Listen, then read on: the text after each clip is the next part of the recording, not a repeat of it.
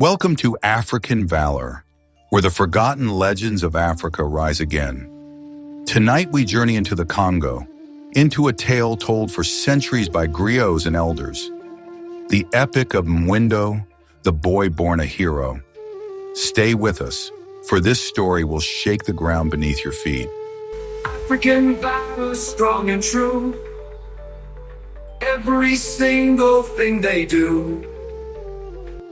In the lush heart of the Congo, there stood Tubando, a proud kingdom ruled by King Mwindo.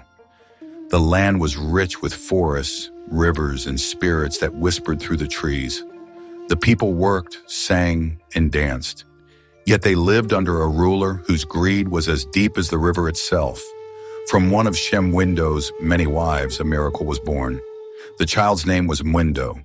He did not crawl like other babies. He spoke as soon as he was born. He carried a magical scepter in his tiny hand. The people gasped, for no child had ever entered the world with such power. Mwindo's heart hardened. "This child is a threat to my rule," he roared. Warriors hurled spears, but Mwindo's scepter shielded him. Arrows rained down, but he laughed untouched. Mwindo realized this was no ordinary boy, and fear twisted into hatred.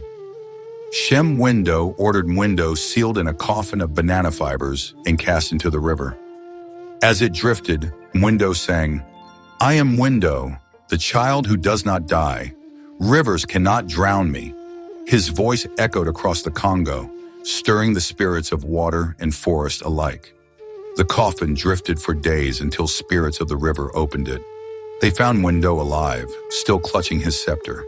Amazed, they whispered, "This child belongs to destiny." They guided him safely to shore, but Mwindo's journey had only just begun. Against all odds, Mwindo returned to Tubando. The villagers trembled. The child who was meant to die had come back. With a booming voice, he cried, "Father, I live! Your spears cannot harm me. Your river cannot drown me." Mwindo's fear grew. Mwindo, desperate, set fire to huts to destroy Mwindo. Flames consumed the village, but the boy walked unharmed. "You burn homes, but not my spirit," Mwindo thundered. The people began to see the truth. Their future lay with him, not their king. Fate called Mwindo deeper. Guided by spirits, he descended into the underworld, a realm of shadows and ancestors. There he sought wisdom, for true kingship was more than strength. It was balance, patience, and respect for life. The ancestors tested Mwindo, rivers of fire, walls of thorns, storms of stone. Each time he raised his scepter and passed unharmed. "You are chosen," the spirits whispered, "but a king must also forgive." In the underworld, Mwindo met Nkuba, the god of thunder. The deity struck lightning at the boy, but Mwindo held firm. Impressed, Nkuba gave him a gift, the power of storms. With this, Mwindo was ready to return and face his father. When Mwindo returned, he was no longer a child. He was a hero. The people bowed, whispering, "He walks with the gods." Mwindo trembled, yet pride and fear chained his heart. The final clash was near. Mwindo stood before Mwindo. "You tried to kill me. You cast me to the river, but I live." Mwindo drew his spear, but Mwindo raised his scepter. Lightning roared, the earth shook, and the old king fell. The people cheered. Mwindo was defeated, but Mwindo's heart wrestled with rage.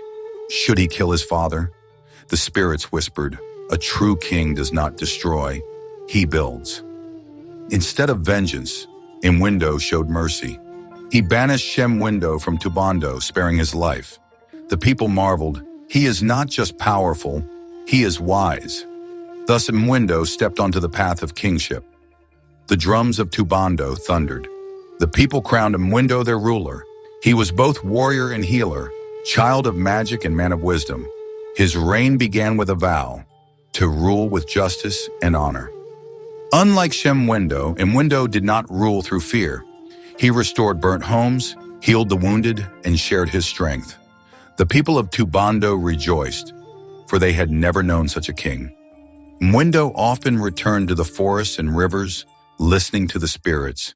He remembered their lessons. Power without wisdom destroys, and anger without mercy consumes. These teachings guided every judgment he made. As king, Mwindo faced threats from rival chiefs and greedy spirits. Yet each time he raised his scepter, storms protected his people. He became known as the king no enemy could defeat. Mwindo taught the children of Tubando, strength is nothing without kindness, power is nothing without wisdom. His words passed down for generations, shaping leaders yet unborn. Mwindo created new laws, fair, just, and equal. No man or woman would be above them. The kingdom flourished, and Tubando became a beacon of peace in the Congo. But ruling was not without struggle. Famine struck, and enemies plotted. Yet Mwindo's wisdom and courage led Tubando through every storm. Each trial proved his destiny true. Stories of Mwindo spread beyond Tubando, sung in markets, whispered by travelers. A child who never died, a king who never fell. His name became legend across the Congo. Far away, Mwindo lived in exile. Some say he wept, others that he cursed the gods. But Mwindo never sought revenge. He had chosen peace over blood. That choice defined his greatness. Mwindo ruled for many years, guiding Tubando with wisdom and strength. When he finally joined the ancestors, the people sang, "He was born with a scepter, and he left with a kingdom."